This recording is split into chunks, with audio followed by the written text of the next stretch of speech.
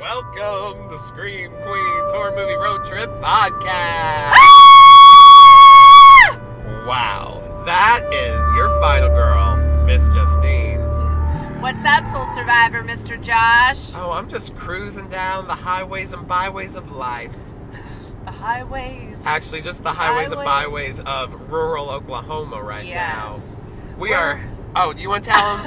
You tell... No, by all means, you tell them where we're going. Oh my gosh, we're headed to Kansas, my darlings. We're about to go see Aunt Em and check on Dorothy. How is Uncle Henry? He broke his leg, but, but it's mending. But it's on the mend. We're gonna go cover Return to Oz and visit Dorothy's house. We're heading to Liberal, Kansas to visit Dorothy's house. We're going to Kansas. There's like a small museum that's kind of infamous in Liberal, Kansas, which is kind of in the southwestern part of Kansas. We're going through... It's a border town, kind of. Yeah. So. We're not really taking any main interstates. We're taking a lot of rural highways right now. Yes. We're cutting through diagonally through Oklahoma going northwest. And even though we're cutting through diagonally, it's still taking us 4.5 hours. Yeah. So It's going to take us 4.5 hours to see Dorothy's house. Oklahoma is big country, people. It's a lot of pretty flat land. Lots of plains. But it's kind of exciting. We're going through like parts of Oklahoma I've never been through. We're going to be cutting up through the Panhandle. I've never been through the Panhandle. Why would I? Who goes to the Panhandle? No one goes to the Panhandle. Yeah, there's nothing unless in the you Panhandle. go to the university that's there called Panhandle something. Yeah, like, Panhandle yeah, they State literally are like, yep, we're just going to call it Panhandle. And I mean, even for them, their biggest town is probably Amarillo. Like they've got to cross over into Texas or go up to like Colorado or Kansas, something. There's not much in the Panhandle of Oklahoma, but I'm going to see it for the first time. It is the cool place where a lot of states touch, that we touch a lot of different New Mexico states. So, yeah. We get Colorado. We get to get touchy. We get a little touchy with a few of them. We're like, hey, touch. Hey, how are you doing over there in another state? Let me give you a little tap, New Mexico. A little tap, touch. Just touching you with my fingernail. But we're going to be covering the 1985 smash hit. Hardly. It actually Return kind of to Oz at the box office. Yeah. And it got panned by the critics. Even Siskel and Ebert put it in their like worst of the year. But I think it's kind of ahead of its time. I think there's a little bit of there's some gems in there. Yeah, you know, it's definitely not. I think it's a great movie. I think it's a hearty movie. Yes. There's a lot. And I do think it was ahead of its time. We can get into that a little later when we start talking about it. But yeah, heading up to Liberal, Kansas. I have a feeling Liberal, Kansas is a little conservative. Yeah, I'm thinking it might not be liberal in the landscape of politics. But you know what? Let freedom ring. Let freedom ring! Yeah, that's right. Let the wind up! Okay, I think the reason why I've already sung like 5 different times. Because there's no music in this. There's no music. It's not a musical, so I'm just going to throw in some music. Walter Murch was like, oh yeah, I'll make like a follow-up to Wizard of Oz, but I'm cutting the music. I'm going to follow the books. Ish. It's a couple books. Yeah, he combines the merges next 2 together. books. Yeah. They have sex. The books fuck. Even though they're like brother sister, you know, because they're like a family of books. Weird incestuous flowers in the attic situation. Yeah. Yes, but they were just always together. They fell in love. It's you know what? I am going to judge them. I think it's gross. I think like, well, the product of that is going to be. But you know what? I have to say, these 2 books put together made a sweet baby of a movie called Return to Oz. But can we talk just for a moment? I just want to talk about anything. The cover to the DVD. Yes, I know exactly what you're going to say. Of this movie. It's something. It definitely does not contain Fairuza Balk's face. I'll tell you that much. All right, if you get... There are a lot of faces on that cover. None of them belong to Fairuza Balk, even though she plays Dorothy through this entire movie. That's not her face on the cover. cover. Her face is not on there. If you look at the cover, It's the image of them flying on the Gump. On the Gump. On the Gump. On the Gump. Not the Gimp. The Not Gump. the Gimp, not the Gump, not the Grump. Bump. The Gump. It's the bump, bump, We're bump. gonna gump. And we'll tell you about that Gump. Don't worry, peeps. We'll get there. But anyways, that's the image on the DVD cover is the Gump, them flying away on the Gump.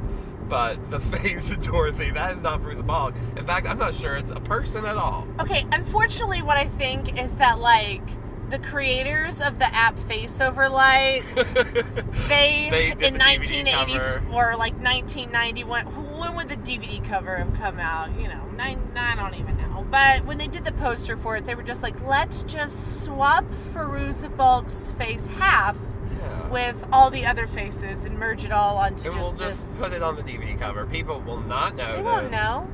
She'll look beautiful. she just won't look like herself. But, so yeah, I just wanted to touch on that because that is what I have seen. It's a lot. A lot lately. I'll tell ya. But Fairuza Balk has an adorable little face. Yeah, they apparently did a huge cattle call for this movie. Thousands of actors, actresses, little girls were auditioned, and Fairuza Balk, they kept whittling it down. And she just kept popping back up. That big mouth girl got the part of Dorothy. She's adorable. She's rocking so those braids. And you know what? She's a really good kid actor. Like, she comes across very sincere. She's not like shrill or showy. No. She's not like, hi, I'm Dorothy, doing the role. You know, she's not over the top. She's got some education, you know. She's definitely been taught well. She knows what she's doing in this She's part. got it in her, too. You know, she's natural talent. She's just... Oh, God, she's so talented, Josh. It's just a part of her Josh, soul. she's so talented. I agree, Grandma Justine. Thank you.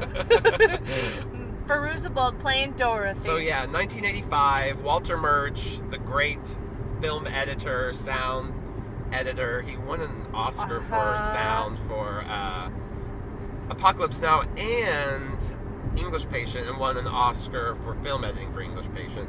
He's been nominated multiple times. He's edited like The Godfather, Apocalypse Now, Julia, tons of movies. He's done Cold those, Mountain. but this is the only film he's ever directed. Only film he ever directed. And I'm afraid it's probably because he's probably discouraged. The movie wasn't really supported that well by Disney. They kind of just let it out to dry, just kind of threw it out there, didn't give it a big release like they should have. And it had, some strong. It had Piper Laurie. It definitely got its second life in like VHS and rerunning on TV. It now has like a huge cult following, and it's often referred to as the most terrifying kids movie of all time. That's why we thought it was appropriate to do it on a horror movie podcast, because this, for me, was like one of the first horror movies I ever saw. It's downright fucking scary. It is definitely unsettling, and it's got horrific things in it. If you're a child watching it, I would just, there are so many different monsters. Yes. And just different little. It's full of just bad guys. Thugs. Everything is out to kill you in this. Mean people, mean-spiritedness. Version of Oz, everything's out to kill you. It's kind of like what, as a child, the worst possible thing is to have mean adults around you. And that is what Dorothy is surrounded with through this entire movie, outside of her aunt and uncle. But yeah, let's dive in. We're gonna dive splash. We open in Kansas. Farmhouse. Aunt Em is played by the great Piper Laurie of Carrie and Twin Peaks fame. The Faculty. The Faculty, yes. She stabs people in the gut in The Faculty. She's got a gut stabbing. So, yeah, we start in Kansas. They're working out on the farm. Dorothy's daydreaming, talking about Oz. Aunt Em's already telling her to shut up. She's like, what'd I tell you about talking about that Oz place, Dorothy? Yeah. Well, it all opens with her trying to go to sleep, and she sees the shooting star. Shooting star, that's right. You can't forget that shooting star. And she's like, oh, well, look at that. I just want to go back to Oz. She's like, that shooting star I know is a message from me. And Aunt Em, all she wants is for Dorothy to help her all throughout the day. She needs some child labor. It's been 6 months since the tornado of the first movie. And they're still trying to build their house, and winter's coming. Aunt Em is like, hey, your Uncle Henry over there is still acting like he's got a hurt leg. It's mended. We all know that leg is mended. She says it's that. fine. She's like, he's just a lazy piece of shit that doesn't want to get his life together. She forgets that maybe he has like PTSD or something from the tornado, but from that first one. She doesn't look into that. You know, she doesn't look deep. She's a woman of her time. She knows that she's got mouths to feed and that winter's coming and that there's a man who is just sitting over there looking off into nothing, and he's got a house to build. It's October. And she's like, so it's also Dorothy, the turn of the century. Instead of me riding your uncle, I'm going to tell you as like an 11-year-old to buck up, get over the tornado and your fantasies, and help me Stop get talking about our us. lives back together. She's like, but Aunt Em, when I was working with the hens, one of the chickens found a key. And it says Oz, look at it. It was like all dirty, and I pushed the dirt out, and it says Oz. Look, O-Z, that spells Oz and M. I mean, I guess, like, yeah, when you look at it, sure, it could spell Oz, but just like a lot of things, it doesn't necessarily, you know, to the adults, it's like, Dorothy, it's just you in your head again. What if it was like just a short version of Zoo? They just forgot. They forgot one of the O's. Or you were just supposed to assume that the O was twice. Yeah, okay. Well, Aunt Em is too busy also, like, being pissed at this chicken named Belina that's on the farm. She's a beautiful red hen. She is a beautiful red hen. Prettiest red hen you've ever seen. She is not fulfilling her duties on the farm, though. She hasn't been laying eggs, and Aunt Em is threatening to make some... A funny little fact, Belina later, when we get to Oz, will have a voice. And that voice is supposed to be feminine, a female, like a lady, Belina. Mm-hmm. But I believe it's actually played by a man. Yeah. I never knew that till kind of doing research for this show. I was like, oh, I just thought it was just some old lady. But it's not an old lady. Mm-mm, it's a man. All right. Well, she's not talking yet. She's just not laying eggs. I assumed Belina's gender, okay? And I made a mistake, and I apologize. Well, that's what happens when you make assumptions. That's right. I make an ass out of you and me. Oh, well, you ain't making no ass out of me. I ain't did nothing wrong. I'm just trying to describe what's going on in the movie. And I'm not letting and you. you're making gender assumptions. I know. God. Okay, so yeah, Aunt Em is threatening to cook Belina. And Dorothy's like, great, now my chicken's gonna die too. She's like, I have two friends, Toto and Belina. We hear Aunt Em also talking to Henry about taking Dorothy into town to see to the clinic. And she keeps talking about the town, Cottonwood Falls. Cottonwood Falls. Take her to the psychiatrist. He had ripped something out of the newspaper and he's looking at it. It's like electric cures. Yes, or something. like so we know with it being the turn of the century that there's all these new modern advances in science. Gadgets. And there's going to be machines and industrialism has happened. So now we've got some electricity that's going to go through our brain. Basically shock therapy. People are starting to understand like, oh, electricity is like the way of the future. And like psychiatry is really taking off. And like the scary kind of psychiatry. Yes. Like these, we're starting, you'll see later where this comes in. It gets scary. Where we're learning about the brain and people want to try to open up your brain. Walter Murch tries to make this like One Flew Over the Cuckoo's Nest. Yes.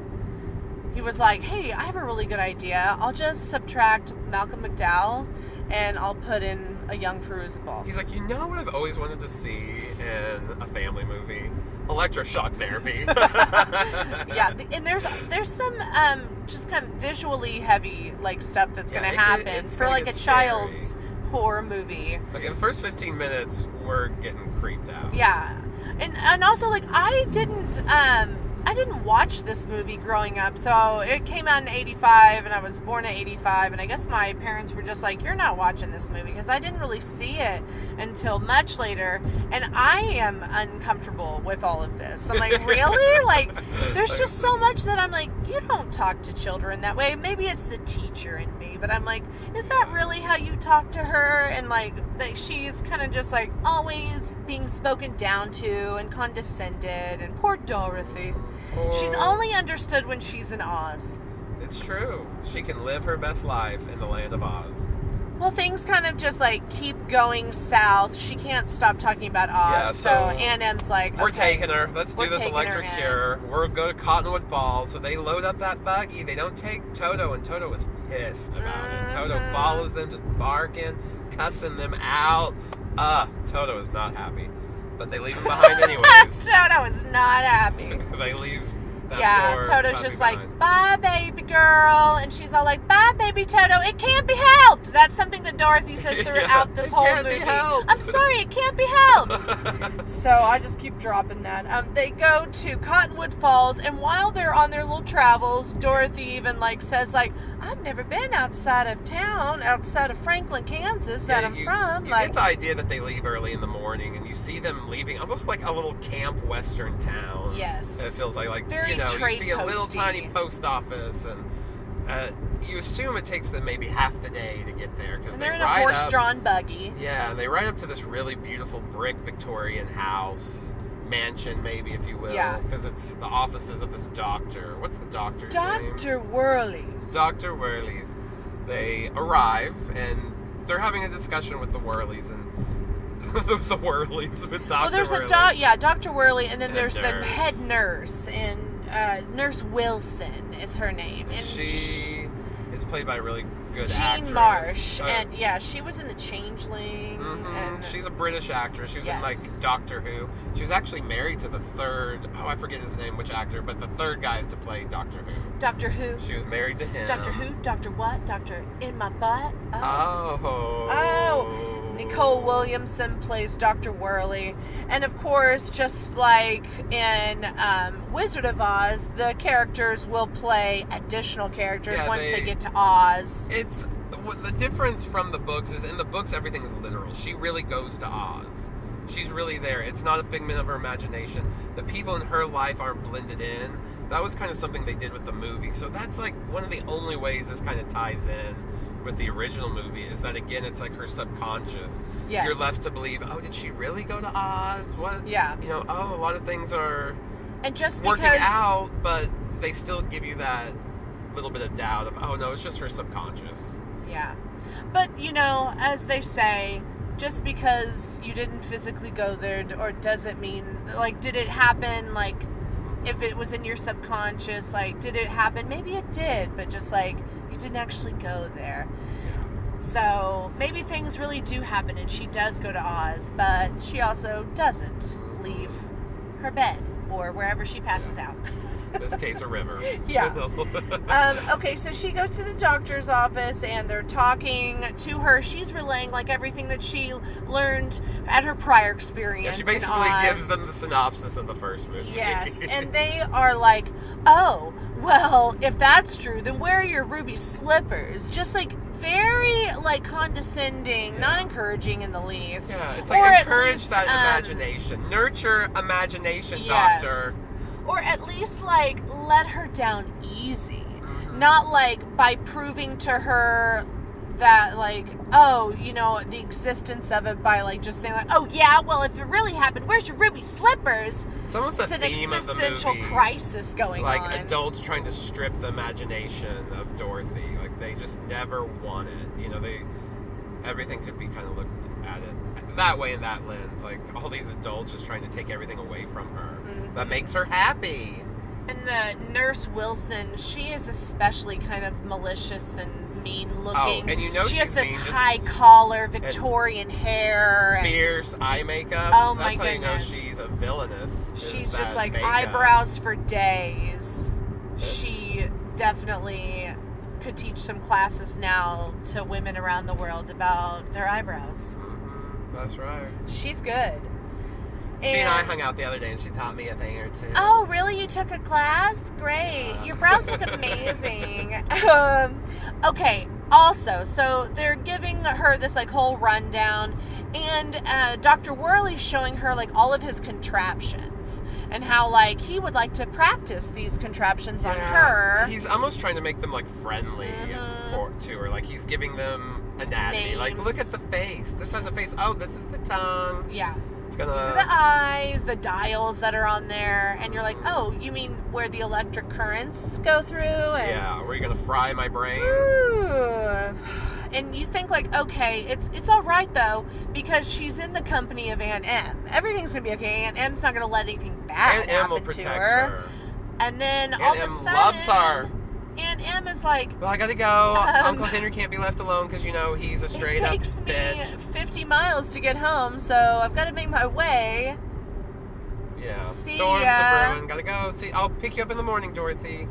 She's left there by herself. Yeah, they even bring a little lunch pail, and the doctor's like, you won't need that. Yeah, like What if Dorothy was like, well, I want my fucking salami sandwich, bitch. She might get hungry. My bologna has a first name. It's M-I-N-E, mine, okay? Oh, Get damn. it. Yes, queen. It is. And she wants that, little Sammy. Maybe she's going to eat it when she gets into her room later. Instead, they take her to a room, and they're like, this is the room. This is your room. Go in. You can take a nap if you want. There's nothing else to do. Literally, it's like there's a chair, a bed, and like a washing, because it's like a washing basin because it's $18.99. Yes. They're like, if you need to piss, just use the basin. Use the basin, just on the ground, just sit and squat. Same if you need to take a duke, just use the basin, Dorothy. She looks out the window and she's like, A&M. She sees A&M trotting away, and then something startles her in the window. She sees a reflection. She turns around.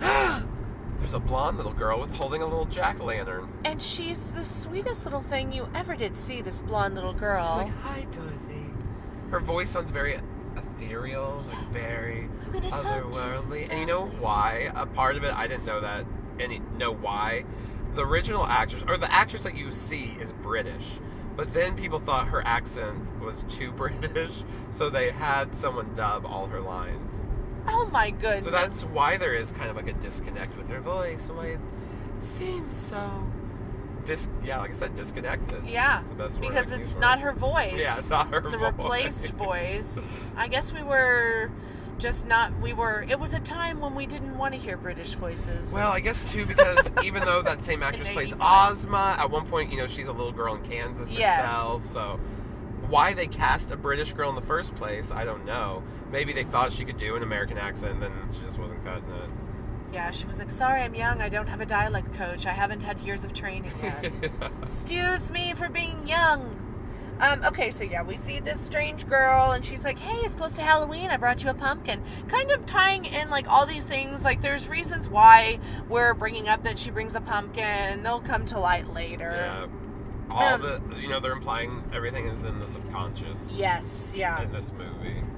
So this girl, she also is like, we've got to get out of here, because like they're gonna do terrible things to you. But then the doctors show up, and she kind of goes through this first bout of like this prep of electrotherapy. They don't actually give her electroshock therapy. They're about to. Like they there's a storm. her in. You hear just everything. Her going down the corridor is so eerie. You hear those wheels of the carts being pushed. And it gives this, like, almost nail on a chalkboard sound. Mm-hmm. Like a high squeak. And it's slow. And the lights are flashing. There's a storm starting. Everything just starts getting really intense. There's the head nurse. And then there are all of these, like, kind of aides. These men that are helping strap her down. Yeah, she's like, why are you strapping me down? They're like, so you don't fall off. And she has a funny little line. She's like, well, girl, I rode on a buggy all the way here and didn't fall off. I think I'll be cool going down the hallway. And they're like, lay down. She's like, okay. Lay down. We're wheeling you down the hallway. She's like, cool, all right, strap me in. And then we get into the operating room, and there is that contraption that the doctor had introduced to her earlier with the face. And There's lots of like little lights and noise coming off of it. The nurse has these things that look like headphones, but the earpieces are all metal, and they're making this intense, high velocity noise.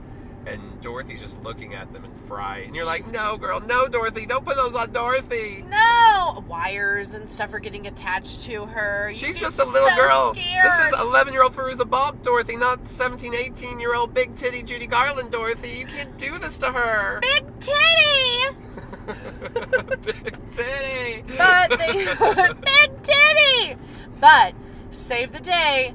Here comes a big storm, and there's a lightning strike, and like the power gets knocked out, and so all the people leave. The little girl runs in, saves the day. They go rushing around, hiding from people. The nurse catches them, and she shines a flashlight on them, and she's like, "You two!" And they're like, "Ah!" And they run out the door. They're running down like this embankment. They slide into the water. There's rain pouring down. You're like, these girls are not gonna make it.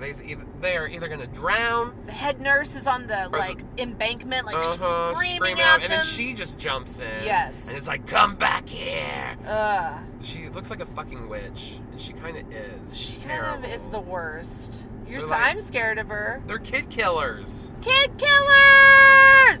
Nothing worse than that. I mean, there's nothing worse than a dead kid, that's for sure. Oh my god. Shit. No, in a movie. I meant in a movie. Oops.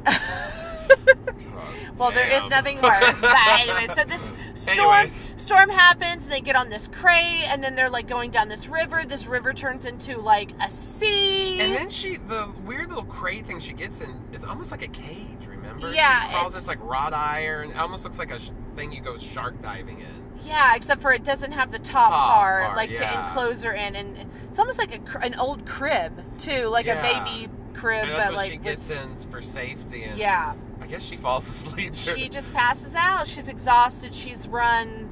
She's escaped near torture. Mm-hmm. And she knew it. Uh-huh. Dorothy is intuitive. That's one thing you can say about Dorothy Gale. She is intuitive. She is intuitive, but yet she didn't know that Ozma was going to go under the water and drown because, Ozma does that. Or we don't know her name. We don't know that her name is Ozma. The little girl, that helped her, she goes under and then doesn't come back up. And Dorothy's just like, well, I guess I'm going to go to sleep now. And she wakes up and she's kind of...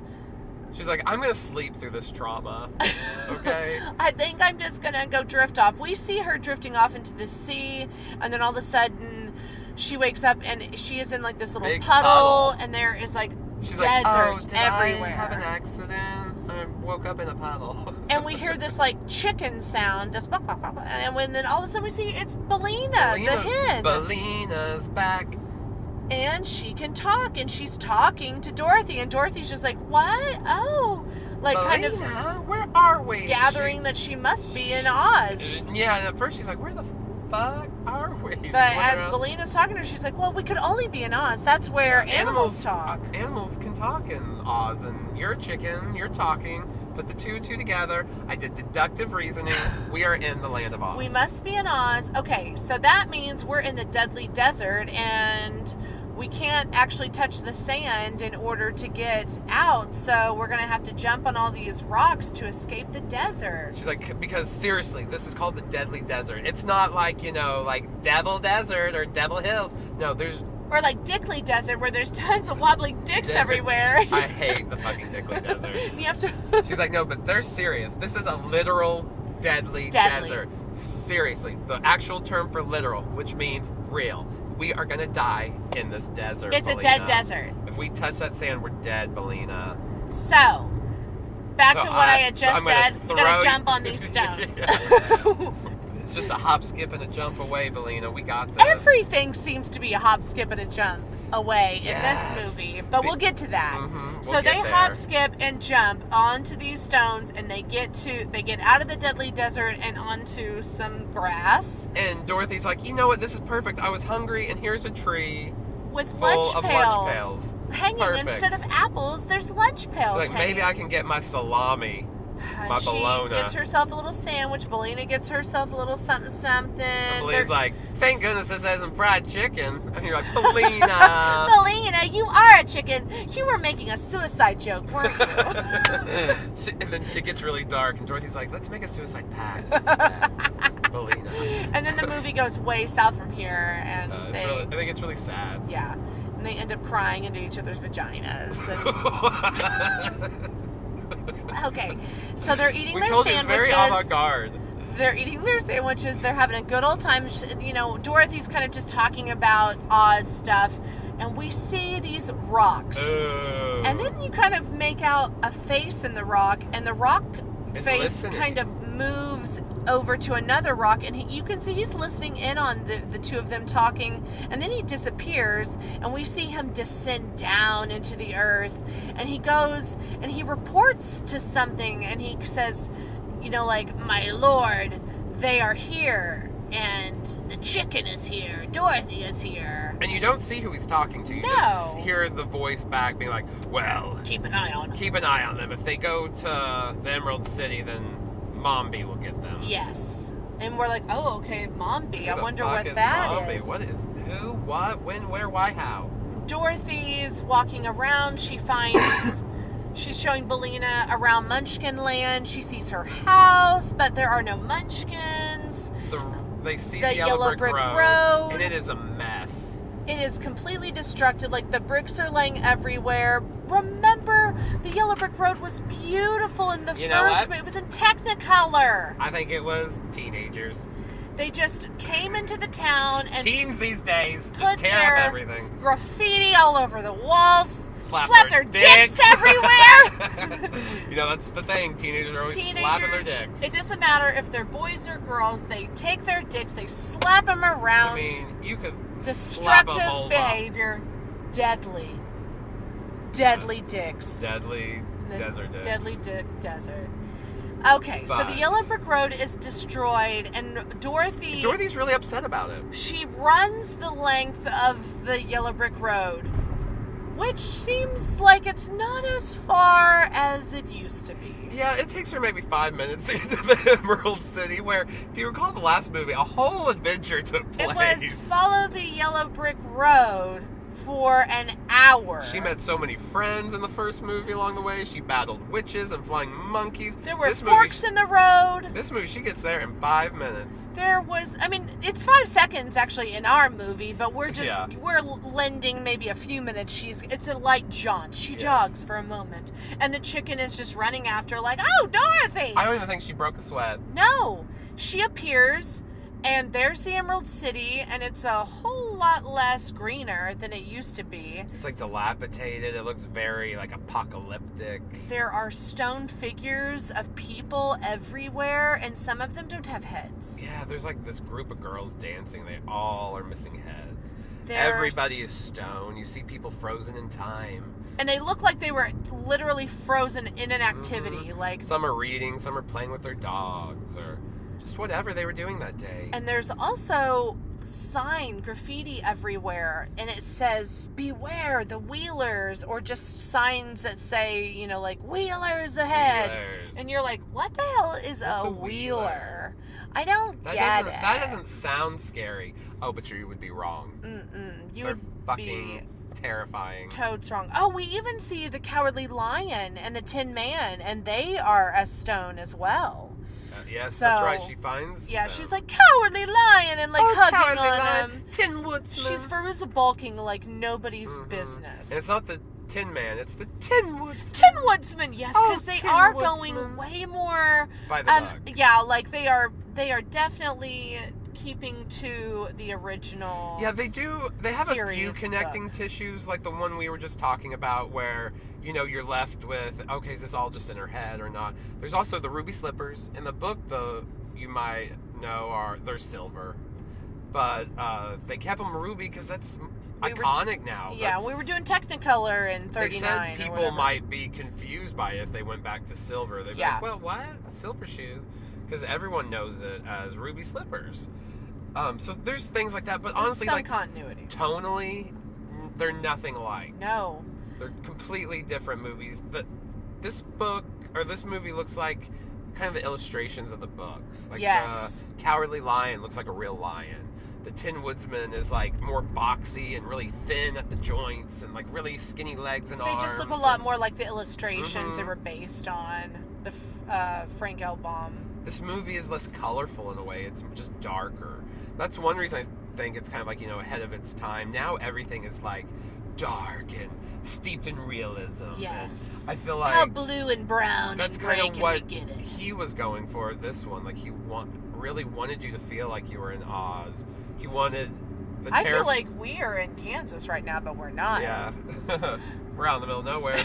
But he's in Oz. Yeah, I lost my train of thought. But anyways. Well, now we are about to meet the Wheelers. Yep. And we're in this gritty, creation that Walter Murch has created. And we're about to meet the destructive Wheelers, we hear what you were referencing earlier with the hear all the wheels like high grinding pitched noise comes back, and we get our first they're scary. The laughing Wheelers are sound. scary. They're elongated. Their limbs look really long because of these wheels that are on their feet and hands. They don't walk or skate upright either. They're on their hands and feet. They're wearing these very like 80s industrial circus costumes almost that look like they're made out of leather and piping and just all kinds of just like shit you would find. Very almost like kind of weird punk rock in a way. And then they have like these goofy laughs, and they're really pissed that there's a chicken in Oz. Yeah, well, like all the bad people keep mentioning the chicken. Even the we spy, don't know why. even that rock spy earlier reported to the king, and they have a chicken. Yeah. So they're pissed about chickens in Oz for some reason. Yeah, I mentioned that a little bit ago. Yeah. Chicken things. So we've got some scared Wheeler chickens, and they look like thugs. They're just like skating around, scaring her. Chasing her, trying to get Belinda. She runs. Belina. She runs and scoops up Belina, and they just try to run somewhere. And then she gets kind of cornered. She runs down this dark alleyway and gets. It's a dead end, but there's a door. And then that's when the key comes into play. And Belina reminds her, right? She's like, the key, Dorothy. And she's like, oh shit, there's a little keyhole. Hopefully this works. Pulls out her Oz key that she found in Kansas. Or Zoo. It could be Zoo. It could be Zoo. But nonetheless, it opens the door, and they barely make it before, like the Wheelers grab her. And then they're taunting her from behind the door and telling her, like, well, we're just going to wait here, like. He actually says, we're going to tear you apart and throw you in the deadly desert. Yeah. That's terrifying. Yeah. It's fucking terrifying. Maybe he meant, like, they were literally going to throw her in the desert, but maybe he meant emotionally tear you apart. That might be it. Maybe he's going to, like, court her, make her fall in love, and then, like, break her heart. Ooh, I don't know. No. He was not very handsome at all. But he was very scary looking. They're trapped in this room full of just, like, antiques and weird things, and they see another, like, Tin Man, but he's, like, TikTok. There's kind of like instructions and a description about who he's supposed to be on him, and it says he's very soldier of Oz. Like, he's very steampunk in a way. Like, he's like a robot, but you gotta wind him up like a clock, so he's full of like gears and gadgets and old-timey mechanisms. He's called TikTok, and he's apparently some kind of soldier. And so she's winding all the different things. There's like a thinking wind, and there's a speaking wind, and then there's a moving wind. Gotta wind him up. And he starts to come to life and introduces himself. And he's like, "Hey, I'll protect you. The last thing that I saw was everything going to shit here in Oz. The Scarecrow became the king. In the last movie we saw that, remember, the wizard leaves with Dorothy and goes back to Oz, and so the Scarecrow has been made the king in Oz, but that didn't last very long because somebody came along, an evil witch named Mombi came along and took over Oz. And so we've got to, I guess that's where we're going to go next. Or, that's what Dorothy is like, okay, well, I'm going to go meet this Mombi character. But first, we have to get away from the Wheelers. And he's like, I'll TikTok's like, leave it to me. So they literally go out of the store, and TikTok beats them up.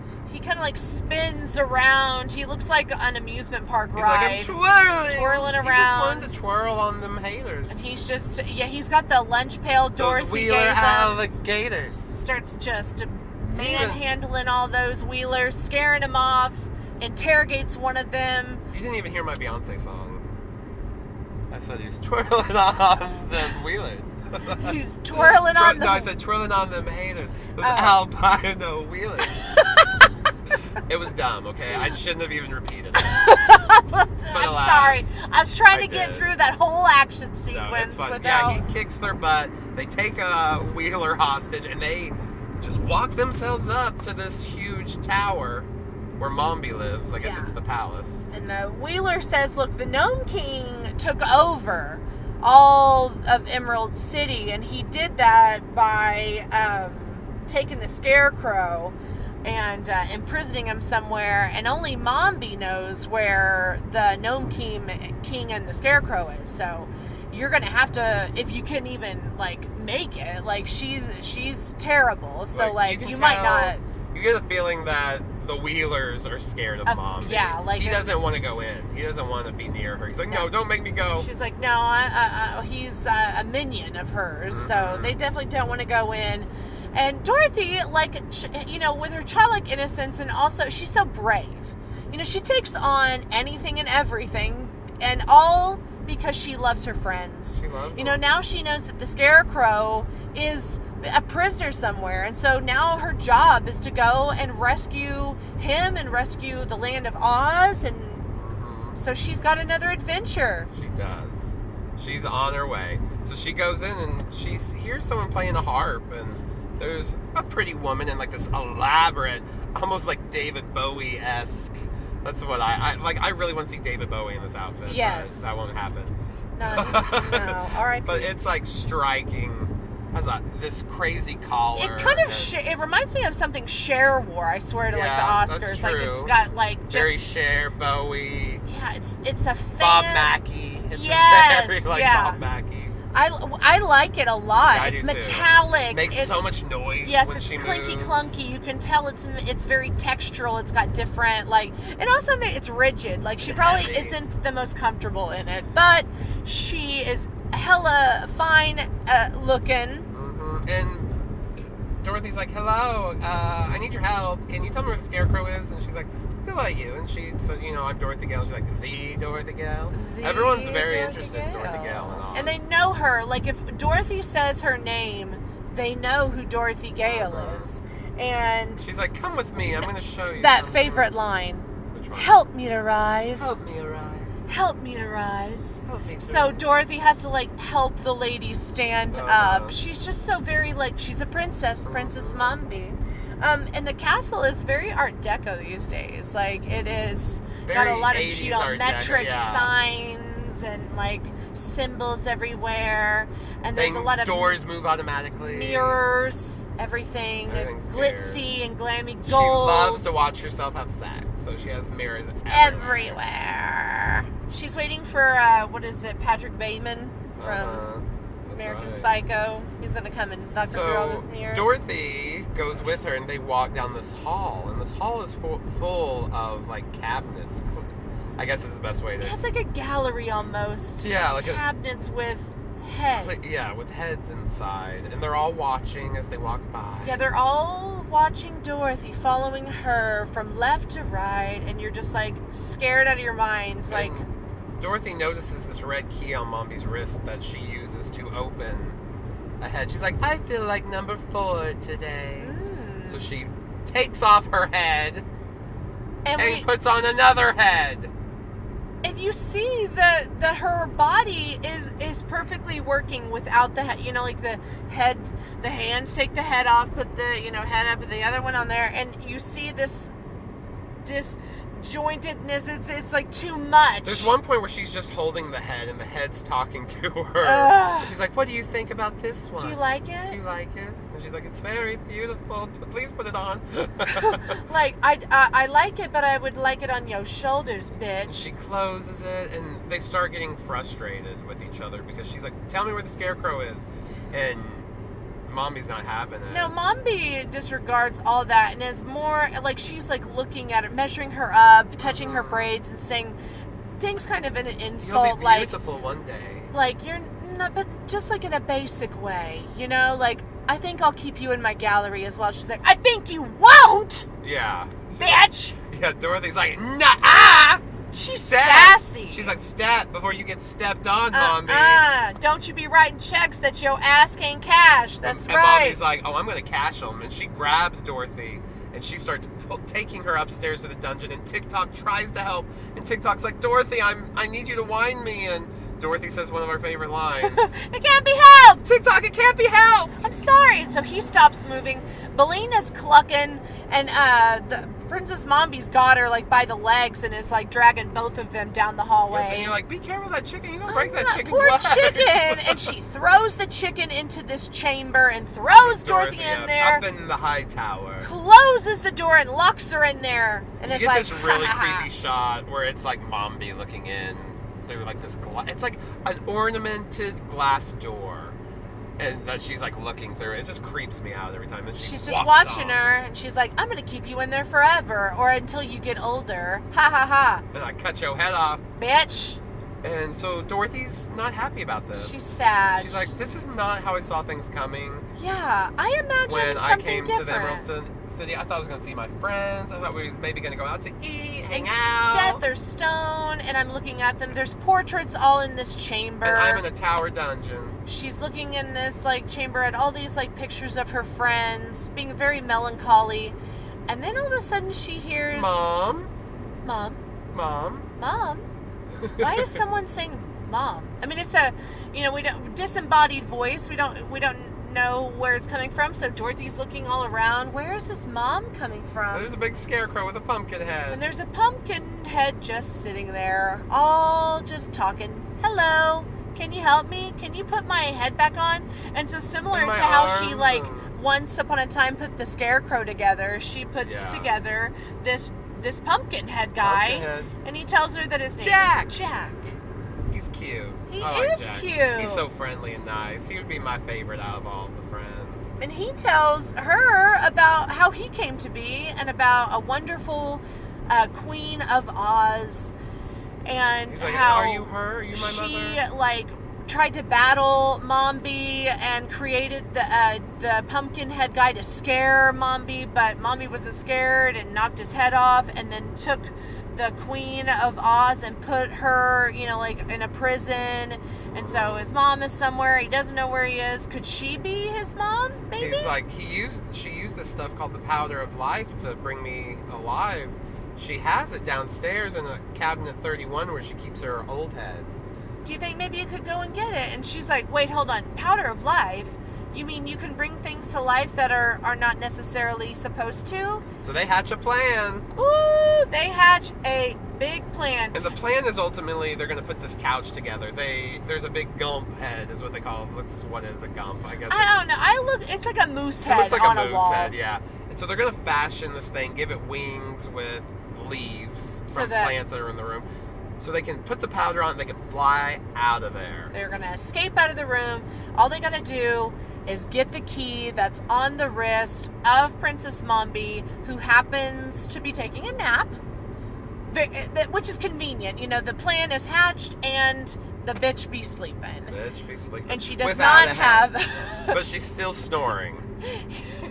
I don't get that. It must be like just the neck, the severed neck area. It's making a windpipey like, ooh. Yeah, because it's creepy, and you just see her hand laying there with the red key. All the heads are watching Dorothy. This is so. This actually, is why they're all asleep right now. When she wakes up, which is creepy enough too. Like all these heads, like they just live there, waiting to be put on Mombi.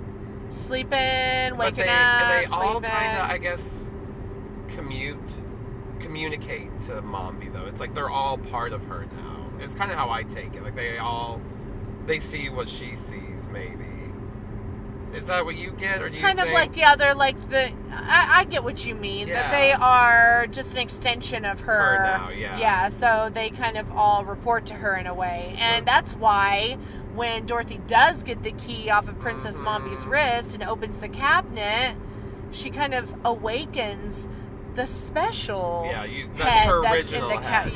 that's in the cabinet. And Mombi's original head is the nurse from earlier. It's the same actress, and it's a scary face. Like it has some dramatic makeup on. It's like very 80s, very fierce. There's very a lot scary. of eye makeup. A lot of eye makeup. There's a lot of purples, with sharp pinks, corners, and eyebrows. Okay, we digress on the. We'll get back to the makeup. Why she's reaching for the powder of life, which is right by and literally it's called powder of life. She knocks over some other little vial, and it wakes up Mombi, and it looks at her, and she goes, raise. "Dorothy, girl!" It awakens all those heads. And then she snaps at her, tries to bite her hand. And then all the other heads wake up. Like a little chihuahua. All the other heads are screaming, just going like, ah! Which is nightmare fuel right there. And Mombi's body, you see, rise out of the bed without a head. And these big arms, like, are just descending. Reaching out for her, and it's going after Dorothy at first, but then it's got to go get its head. It's frightening. It goes to the cabinet to get its head, to get the powder of life.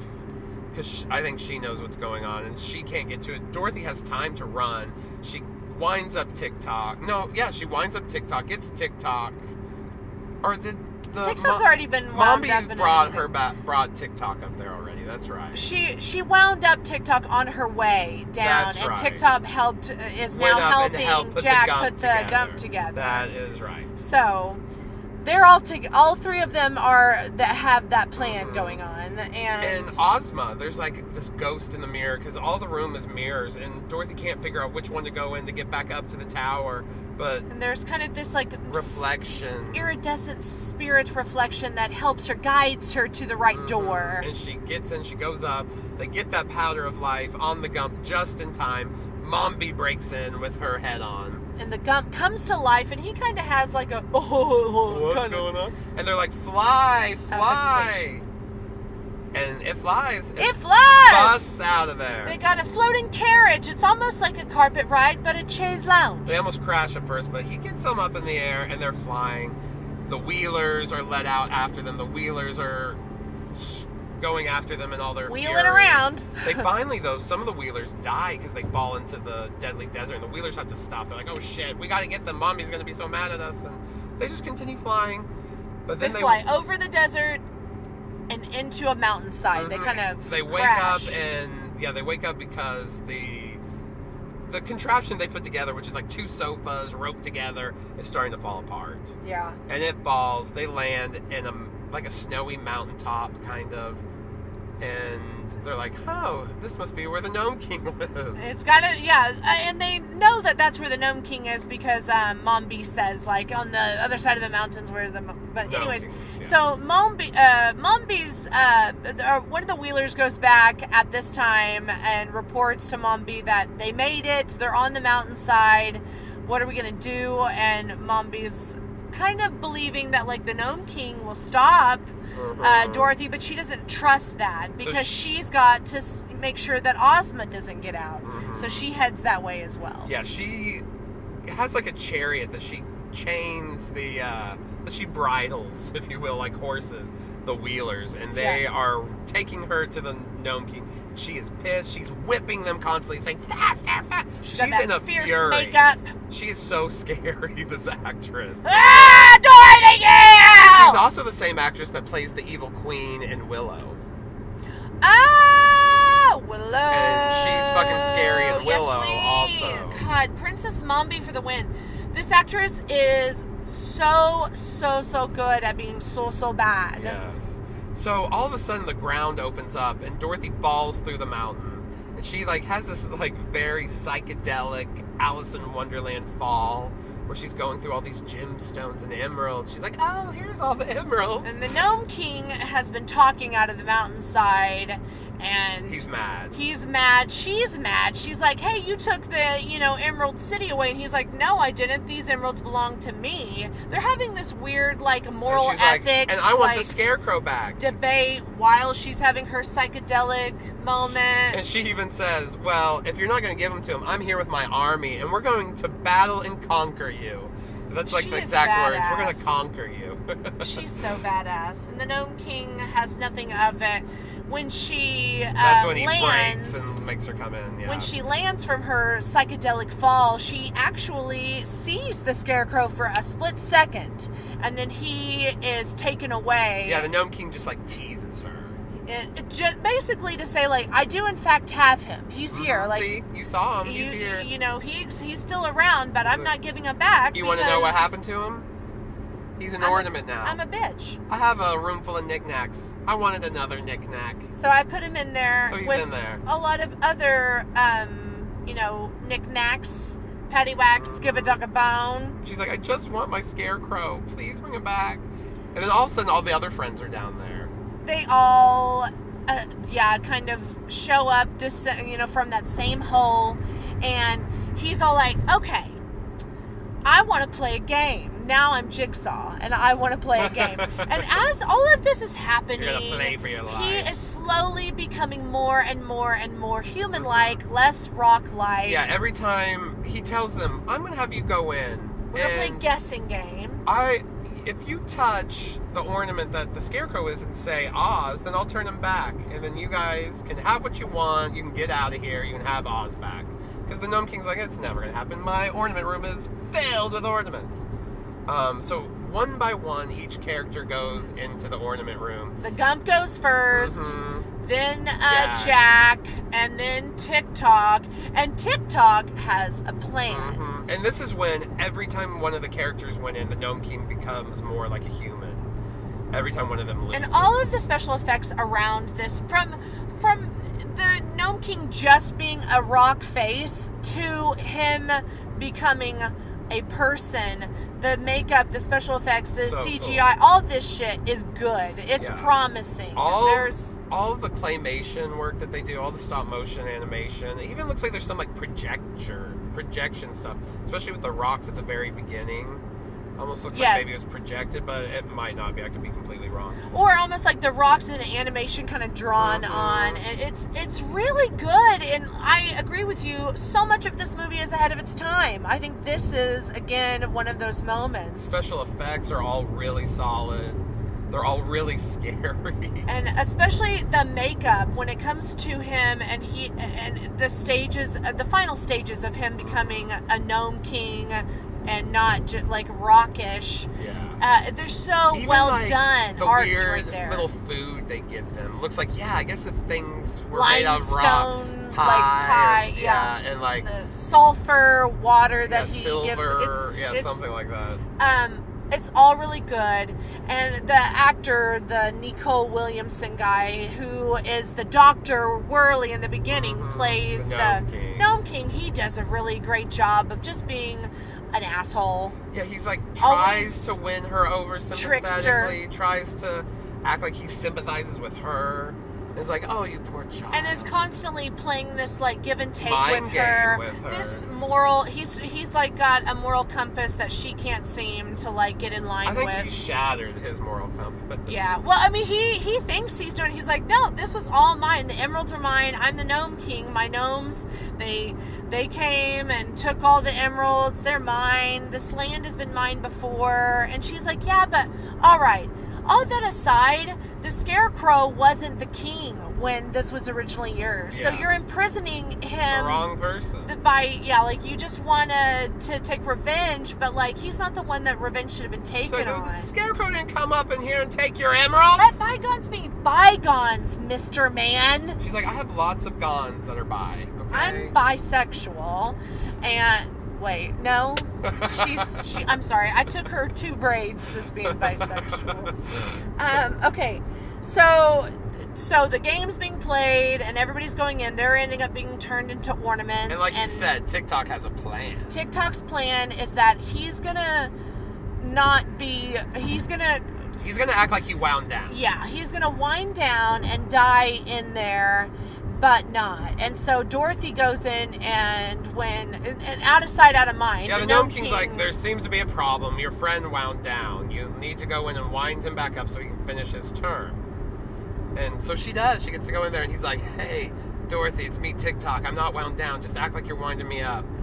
I'll do my choice, and if I turn into an ornament, you'll get to see what kind of ornament I turn into. Yes. Then that might be able to help us. And she's like, TikTok, you're brilliant. He is actually brilliant. This is a good idea. It does indeed pay off. He touches something, says Oz. It's not the Scarecrow or any of his friends. So he turns into a green ornament. She sees that. She's like, he turned into something green. So, she turns him back. And she's like, we've got to find the green ornaments. Those are our friends. And, okay, so while this is happening, we get this parallel editing that happens. And Mom B has shown up. She has arrived. She's like, hey, Gnome King, where is everyone? And he's like, oh, I got them in the ornament room. Dorothy's a dumb bitch. She's about to be an ornament. And she's like, no! And at first, he puts her in her place. So he's like, bow down. Further. Yeah. She's basically kissing the ground, laying down full vertical.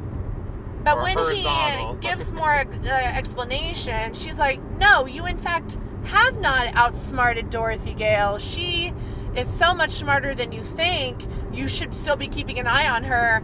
That's happening, and she finds the green ornaments, starts turning everything, back to the way they are. He starts becoming more and more like Rock again. Mombi is escaping.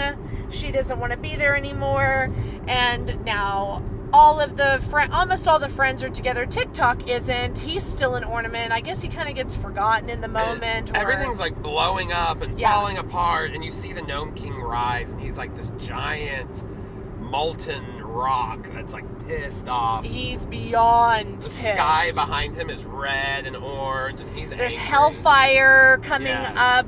He picks up Jack, the pumpkin head guy, and is gonna throw him into these like flames and lava pit, and all of a sudden we really find out why the Gnome King doesn't like chickens.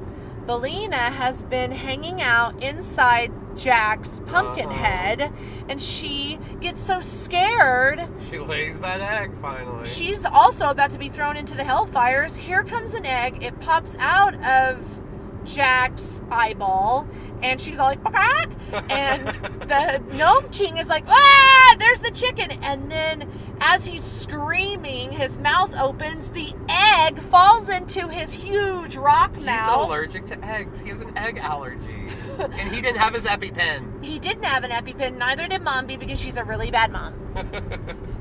And so they win. They win. They are all of a sudden like transported into this field. Mombi is like magically put in a cage. Oh, hold on. What? We forgot something, and I do need to bring it up because it's about to come into play. What is it? The whole thing with the Gnome King kind of having on the red slippers, the ruby slippers. Yes, he had the red slippers, and he showed Dorothy earlier. He's Several like, times. He kept teasing her he's with like, them. This is how I got in control. You left, and when you left your slippers behind. They fell out of the sky, and I got them. And they fell into my hands. And that's how I took over Oz and got control of everything. I put Mombi in charge of Oz. She's hiding Ozma, because Ozma could fucking kill me. And things. She's the rightful king, or heir of Oz.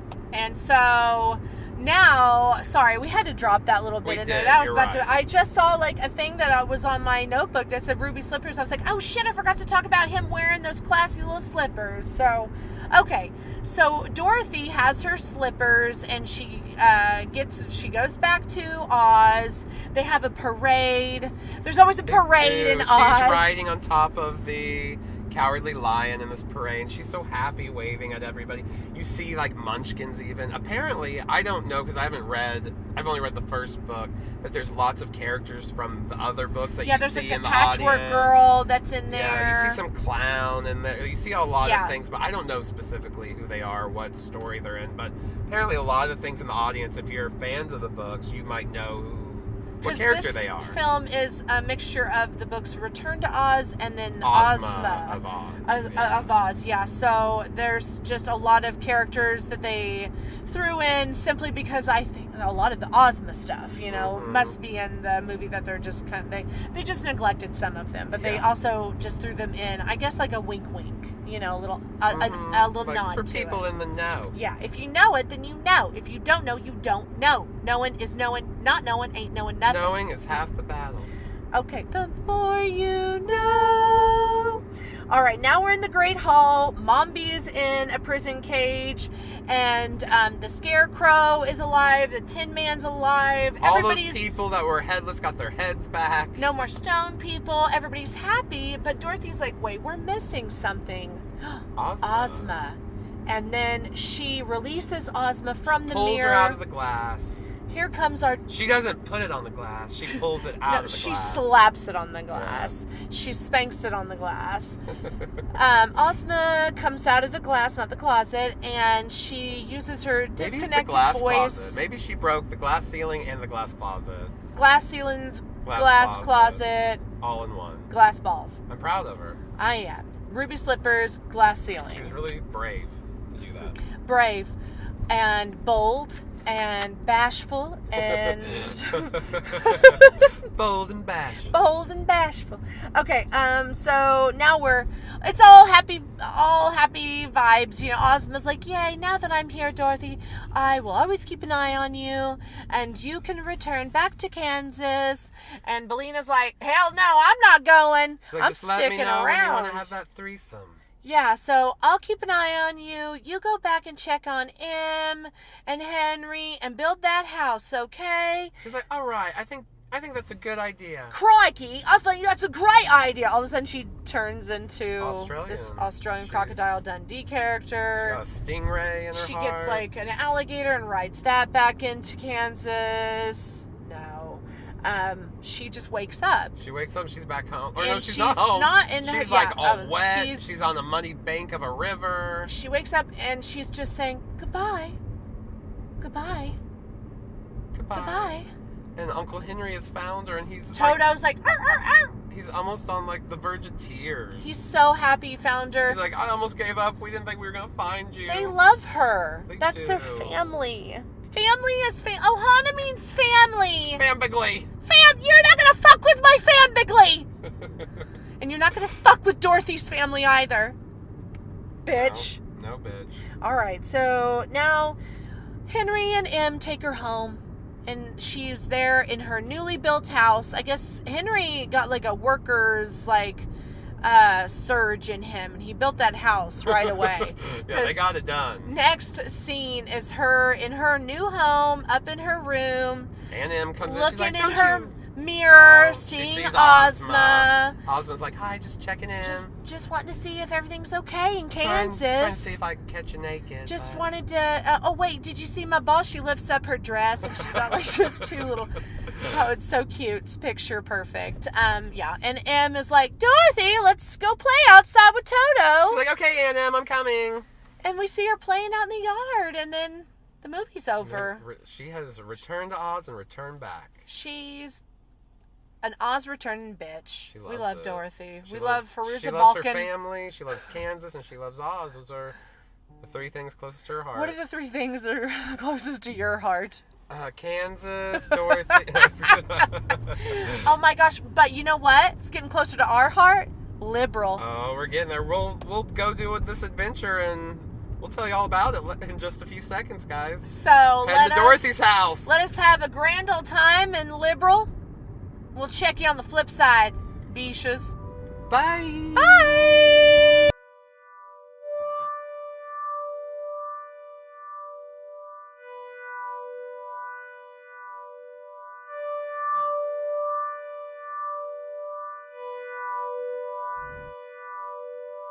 And we're back. Hey. We are driving down interstate, or it's not even an interstate, Highway 270. Going down 270. We're back in Oklahoma. We left Kansas a little bit ago. I mean, like a minute ago, because it's just like a mile over the. Yeah, you cross into Kansas, and it's like, hello, you are in rural Kansas. So we didn't get very deep into Kansas. Not and at I all. wanted to get all deep in Kansas. But we were just like lightly putting the tip in. We put the tip into Kansas. Felt around a little bit. She was arid and dry. Very flat. Yeah. You could see for miles and miles. We're just flat plains. We had a strange day yesterday. A good day because we made the most of it in the town of Liberal, Kansas. Yeah, there's just there's limited things to do. Yes, it is not very populated. It's out in the middle of nowhere. Absolute nowhere. Yeah, nowhere. Did you guys get that? It's nowhere. It's in the middle of nowhere. It had to have some kind of draw, to get people to come to Liberal, Kansas. So they've adopted that they're the home of Dorothy. The gateway to Oz is what Liberal, Kansas is known as. I guess in the 70s or something. They built a really nice replica of the house from the movie. Even the inside is decorated pretty close to a T of like what it looks like in the movie. Yes. Her bedroom looks almost identical. They have even like pictures, stills from the movie, and how they could replicate it side by side so you could see it. Cool. And they did this to draw people to Liberal, to draw people to Kansas. You know, Kansas is almost... Mainly, if you ask people, like, what do you know about Kansas? People will say Wizard of Oz. Mm-hmm. Or, you know, something along those lines. Or Kansas That's City. where Dorothy's from.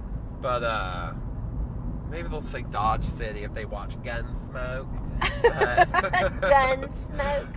I'm sticking with Dorothy Gale myself. Well, so we arrived at Dorothy's house. Yeah, I would say about 1:45. We get into Liberal, we go straight to Dorothy's house, which, you know, was about 2 minutes once we got into Liberal. And it's we got on to Yellow Dorothy's Brick house. Road Drive. Yes, and it's about the only thing on Yellow Brick Road Drive. Yeah. And you know what? Yellow Brick Road Drive is not yellow. They didn't paint it at I all. made that complaint at the very beginning, and I'm not a complainer, but I was like, okay, Yellow Brick Lane Road is like a dodgy, bumpy road. He sent an email to the Liberal mayor. Commerce and said, Mayor, do Mayor something about this. Liberal. Paint it yellow. do something. It'll draw more people to your town. Dick slapped him. If the road was yellow. Yep. So we get there, we The park. road was not yellow when we got there. We got there, there was no yellow on the Yellow Brick Road. Yes. But we parked, and there is this statue of Dorothy, and you can hear some music playing. You can push a little button and have some music playing if it's not. You can choose between two songs, Over the Rainbow, or was it We're Off to See the Wizard? What was the other one? Yeah. So a cheery song or a more contemplative song, depending upon your mood. Were you there to reflect on Dorothy's journey, or were you there to just have a fucking blast? Have a blast and be out there in the plains. So yeah, we got there. We saw the Dorothy. We saw We saw the Dorothy statue and the Dorothy statue. We had to go get our tickets. The tickets were in actually a different museum connected, or not connected, but next door to the Dorothy's house. Yeah, it was like a gift shop and then a little museum about, I don't know, some stuff that went down in Liberal, Kansas. And oddly enough, the gift shop did not sell any of the books. No. They had one pop-up book, but it's an abridged version of the story. It's pretty short. But they didn't have any of the books for sale. I will say the museum in Kansas that we went to last year, that was the Wizard of Oz Museum. If you listen to our Wizard of Oz episode, that had a legit gift shop. When we go, put it on. Liberal, where you at? Yeah, Liberal's catching up. Not to say everything was bad. We'll get into it. But so we get our tickets. We got to wait around for more folks to join in because apparently there's a tour. We didn't know there was a tour.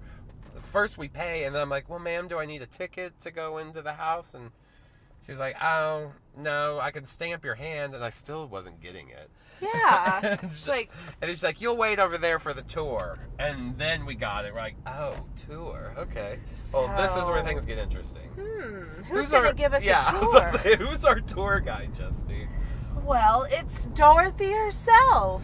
Or an awkward 16-year-old blonde playing Dorothy. Yeah. No, she did her best. Did her best. She's some probably high school actress and Liberal, just giving it her all. She was doing great. Yeah, she told us what we need to know. She took us through the house. Like we told you, it was a nice replica. They did have some questionable items throughout the tour. More so later on when we go to the Land of Oz. Yes. But the house was actually a really well done replica. I'll give them that. The house was the best part of the... Getting to just see how would Dorothy have lived. But it was still kind of awkward. I will say the group we were with was an eclectic group of just some people, and we felt all so over the out place. of place. We felt really out of the place. I felt a little unawares. I almost rather that they had just little markers, things for you to read, and you just do a self-guided tour. Because having to go on a tour with a group, with this tour guide, it just made the experience almost embarrassing. And how she had to lead the group. She would sometimes be in front of us, sometimes behind us, but always awkwardly having to make her way through the group, through the whole tour. Excuse me, can I get past? Yeah, it was just really awkward. So you go through the house, and then she takes you to this. Well, first we go on the Yellow Brick Road to the house. We finally did get to see some sort of Yellow Brick Road. And it was kind of cute. It had all Wizard of Oz things etched into the bricks. Like, one just said Wizard of Oz, or it had character names, or it had people who just donated to the cause. Because the cool thing about this that I will give, and you got to give a lot of props to whoever created it, is it's all done by fans. It's all love, yeah. It's all done out of love. Made the Land of Oz portion that we're getting to was all made with like recyclable materials and all handmade, hand done. So like they have a pretty cool concept. You can see on. All the care that went into it. They really just need someone to come in and like really give like a nice donation. Yeah. And kind of revamp everything, because once you get to the Land of Oz, after you walk the yellow brick road, it's like an old, very outdated animatronics. Yeah, and the building itself is like this faded factory-looking building. Yeah, it definitely would not have withstood a tornado in Kansas. It's like just a big sheet metal building. Mm-hmm. But you go in and you go through different like. At first, when you're there, you're in like the living room of what you think is supposed to be their house. But they have a TV in the living room. Yeah, and this is turn of the century, like 1899. Return of Oz, they actually say like, oh, there's only 2 months left of the 1800s or of 1899. So it's like, no, there were not TVs in 1899 or prior. Or even, I think the books were written when, like, maybe in the teens or earlier. It's like, still no TVs. Those didn't come around to late 40s, 50s. It's not when Dorothy And there were, like, a whole bunch of Kansas. Different lamps from different periods. There was even, like, a touch lamp. Yeah. Clap lamp, yeah. And I'm like, wait, hold on. Like, Dorothy wasn't clapping to get her electricity on. Clapping, Did Dorothy even have electricity yet? So that's how we begin, is this Dorothy actress telling us, like, here I was just hanging out at my house, and we get this retelling of the movie through the entire tour. We are just being retold. Taking you through the yellow brick road. The Wizard of Oz story. Yeah. And then we get this simulated windstorm of how it would have been like if we were there at the tornado with Dorothy. And she's standing there just being like, ah! Aunt Em! Oh, no! Uncle Henry! Like, Aunt Em! Poor girl is having, like, put on a show, like, and no, 2 feet in front of you. 2 feet. And everybody is just silent. We are, like... asking lots of questions through the tour. No one will talk. Uncomfortable. I piped in a lot, I felt like. Like when she would ask questions, because no one would say anything. It was and just I'd be like, awkward. It was so awkward. Oh, poor girl. Yeah, I'm sorry. She gave her all. Give her props. Yeah, like it wasn't her. It was all of us. Maybe like the crowd's too just cynical. A strange. I also think, here's the deal. It really is kind of like roadside attraction-y. Like, yeah. People coming from Dodge City, people coming from just like... Do not go out of your way. No, we drove way too far. Go out of your way and go to the Wizard of Oz Museum. Yep. Don't go out of your way for this one. Unless you are a Wizard of Oz purist. There wasn't really any references to Return of Oz either, which is the movie we're covering. Yeah, sadly, there was a couple books that was it that we saw in this collectibles area. Yeah, one like little golden book. So we've been through the simulated tornado, and then now we happen in on like we happen in on the Land of Oz, and we just get guided through. The Scarecrow is this weird projection of like a man's face. Yeah, they tried to do some cool like special effects with like screens, television screens and whatnot. Yeah, boobs, lights, camera, action, baby. Some of them didn't quite work. Like there was some where you'd see like TV screens and you'd see people, and it was in the Munchkin Land area. But it was a cute little effect. It didn't really quite work. No. But they tried. They tried. Like I said, I really feel bad like saying anything negative, because this whole thing was made with love. Yeah. If you're really hardcore Wizard of Oz fan, go. If you're in liberal Kansas, go. Yeah. Do not drive 5 hours like we did to go. No. Afterwards, after it's all said and done, we ended up making the most of it and had quite a bit of fun. We took silly pictures. There was a playground. There were lots of like painted wooden cutouts of like Dorothy and friends that we kind of played around with and got silly. Those. Took pictures of it, in front of the house, and played with the statue, and then we decided, all right, it's time to see the rest of Liberal and check into the hotel. And so we drove right into our comfort suites and got into our suite, and it was pretty nice. Had ourselves a sweet time. We spent a load of time doing some self-care. Yeah, after checking in, party. we decided to go for a little drive, see the town. We drove around, found a liquor store, got some Jack Daniels. We were like, we are going to turn it up. Went back to the hotel, went hot tubbing, had a little dance party, drinking in the room. Then it was time for dinner. And the hot tub was nice. Being in a hot tub is one of my favorite things in the world. It is like it's where I just being feel wrapped up in a hug. A really nice, warm hug. Mm-hmm, that you have to get out of in like 10 minutes because it becomes overwhelming. Because you could die if you stayed in too long. Yeah.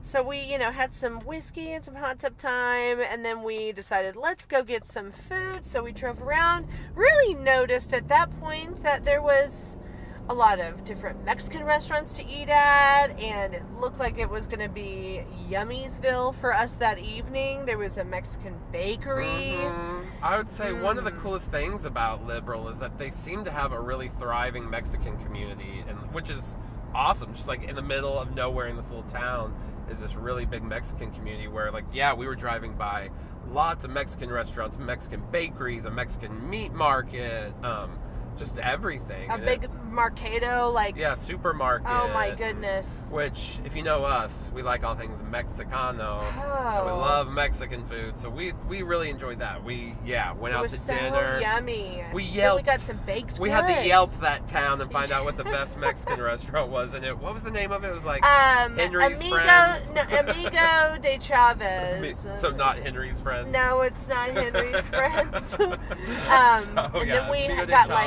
churros and cakes and cookies at this Mexican bakery. Yeah, after we ate there and stuffed ourselves, we were like, okay, let's go hit up that La Principesa Mexican bakery. And it was so good. Yeah, we got this huge slice of cake. We got churro. We got, what else did we get? We got there were different cookies that we got. Yeah. And oh my God. This one coconut and cherry cookie. Damn. What is that? Like that Mexican pastry. I forgot the name of it. That's why I'm just moving on from it. But just such good stuff. So we went back and pigged out and watched Leprechaun 2. Had a little bit more whiskey drink. Because as you guys know, yesterday was... It's St. Patrick's today. Day. Oh yeah, it is today, St. Patrick's Day. We celebrated it yesterday we were celebrating because last we night were going to be it was driving Saturday. today. But who's going to party tonight on a Sunday? Yeah, so we couldn't celebrate. But I got my green on. You got your green on. That's our greens. Fish got his green on. So yeah, happy belated St. Patty's Day at this point. So yeah, we had fun. We had a really good night last night, and then this morning got back in the hot tub, and then we got out of town, and it feels like it was forever ago that we were there now. Just now we're still in the middle of nowhere, Oklahoma, driving Hello, sweet Oklahoma. Thinking about Dorothy and Jack and the land of Oz that we left. In the land of Oz. So, Justine, what's your favorite part of Return to Oz? Well, let's just get back to the movie. So, in case for somehow you missed the first hour of the show, Return to Oz. We'll just go ahead and 1985, recap it. Walter Murch. Not a direct sequel to Wizard of Oz. No, not at all. Crazy, almost idiosyncratic, horrifying version of an Oz story. It seems like it's a lot more by the book, the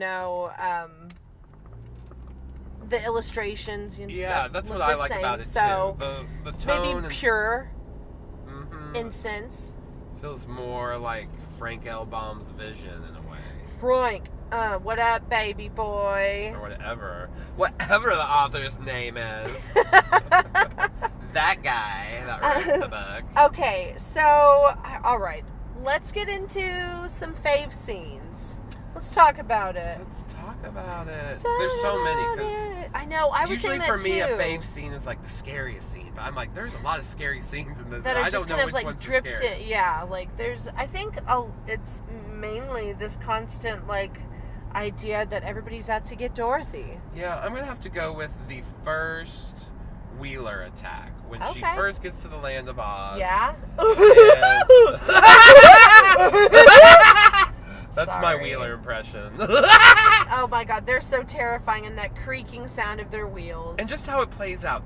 From a distance, they see there's some... Well, first they find the Yellow Brick Road all tore up. Then they get to Oz, and from a distance they see that it's all like From a distance. Where? You're making me laugh, I'm making so- me talk, I'm making me so have gurgle sorry. voice. From a distance, then they see the dilapidated Oz. Then you get in, and you see all these ominous warnings of like, beware the Wheelers. And then the Wheelers show up. So it's like this progression of terror, and it just sets it up completely. And it so pays by the off, time 'cause they they're show terrifying. up, they are scary. Yes. Even though they are goofy, that makes them even more menacing. They're like crazy cackling. That they're like minions, and they're like just wanting to kill this chicken and a girl. telling them about how they're going to throw them in the cut them up. deadly desert. I'm gonna cut you them up and into pieces and throw you in the deadly desert. And also how we talked about earlier, just how unnatural they look, how elongated their body is. And, I don't know how they would kill them. They don't have hands. Maybe they would bite them or beat them with a wheel, run them over. Yeah. I don't know exactly. Bash them with their wheel. How they were going to get them back to Mombi or the Gnome King. But it's still frightening. I don't want the Wheelers coming after me, even if they don't have hands or not. Yeah. That seems like an afterthought. I'm not really worried about them not having hands. They have 4 wheels, and it just seems crazy. They get places very fast. Okay, so my favorite scene is going to be when Dorothy, gets the powder out of the cabinet, and she's got to get the key from Princess Mombi, whose body is sleeping, and there's this chase scene that happens. Dorothy, girl! It's crazy that all the heads are... Ah! And we have this, Dorothy moment where she's running. Princess Mombi is towering over her, headless. Oh my god, I think your favorite moment might be my favorite moment too. But no, I think all of it's my favorite moment. And it pays off as well. We're like, oh my gosh, is she gonna get away? And she does that gump, the powder brings them to life, and they get out just in the nick of time, and so it pays off in a really good chase scene kind of way. Exactly. Your final girl gets away.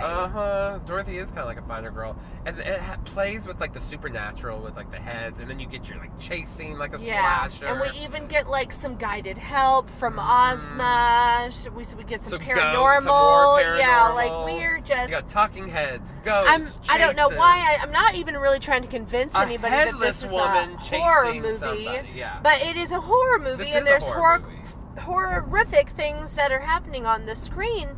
And to think that this was a movie that was made with, for children in mind. Yeah. It's okay. No wonder I love horror so much now. Yeah. So, yes. So I guess maybe I love the Headless Mombi chase scene. Mm-hmm. I love all of it. It's really There's great. I also love all the Gnome King. Yeah, the effects with the Gnome King are really all the claymation is really so well detailed. It comes off just very believable. It's in that classic 80s style of special effects too. Yeah, something that is nostalgic to us. Yeah, and what's weird is practical effects are nostalgic to us. What was once state of the art is now almost sentimental to us in it's a like, way, when people used to do it by hand. It sounds so old of me, but when people built it's the same with animation. It's when people used to draw the movies and not do it on a that's computer. not a knock also. It's all art. It's all art. It's just art changes. Exactly. It evolves, and so, just like we now love the Impressionist painters, we're looking back now and looking at this art form and saying this was just so beautiful for what it was, and I'm reminiscing thinking about especially when the Gnome King is at the very end, he's become a giant. He's pissed off. He's like a lava man. Yeah, the red sky behind him. He's got that tint of orange and red. He's about to eat the pumpkin head jack. It's terrifying. Like you said, it also has psychological terror with yes, a little with all girl of the, going to be electric shock yes, therapied. I don't think that's how you said it. Therapized. She's about to be therapied. She's about to be therapized. Why are you not therapizing her? She's being therapized. She's therapizing me. She's gonna electricize and therapize. Okay, so No. knife ratings. How are you going? Girl, I'm going high on this one. You going super high? And again, it's probably because of the nostalgia. Me and my sister used to watch this when we were young and like scare ourselves. Okay. And it still holds up to me. I really enjoy. I wish Walter Murch had made more movies. Yeah. I think he was discouraged because of the maybe, reception of this movie, or maybe he was just never allowed to make another movie. Yeah. I'm sure this one cost a lot of money, and then Pretty penny, and it didn't pay up. didn't so pay up. So yeah. All right. Finish Well. my sentence. Yeah. Well, what you choose then? I'm gonna go. Gosh, you guys are gonna laugh. You're all gonna laugh at me. They're all gonna laugh at me. I'm gonna go 4.5. Oh. I'm going high. Okay.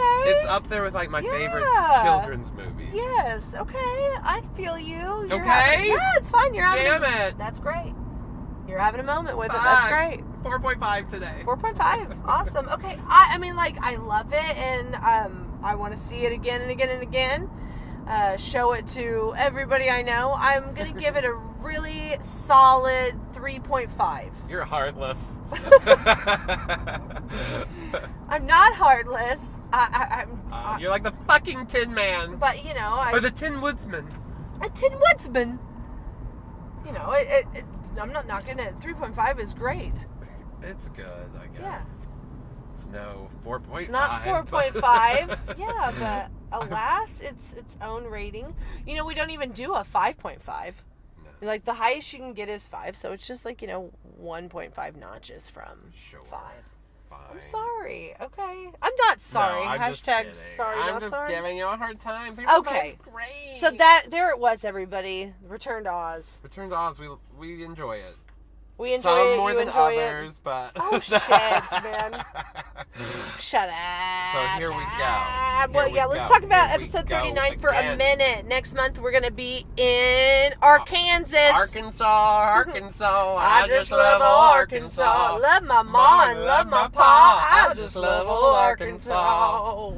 But yeah, Shit, we Arkansas. really got into that. We're gonna go Give us a round of applause, please. You guys pray for us, or whatever it is. Send out good vibes, because we're gonna go to a state park. You guys know what's up with state parks, right? Have you ever read up on David Paulides or heard him on? We'll read up on him. Yeah, he has a line of books called Missing 411, and it's all about how people go missing in state parks. But that's not why we're going. But we're not going to get that missing. also bodes to, like, there's an entire town that's missing. It's the town of Anna. It's an old town that was deserted long ago, and so we're gonna go there. It's in Devil's Den State Park, Arkansas.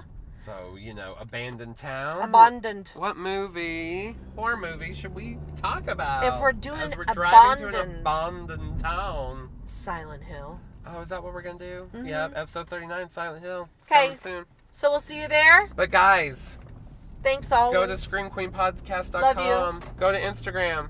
Go to Facebook. All the platforms. iTunes. Whatever you listen to us on. Spotify, Google Play. All of it. Rate us. Share us. Love us. Subscribe to us. Subscribe to us. Do all the things. We love you. Thanks for Love listening. us. We love you. This is your final girl, Justine. And your soul survivor, Mr. Josh. Mr. Josh, peace. We'll see you later.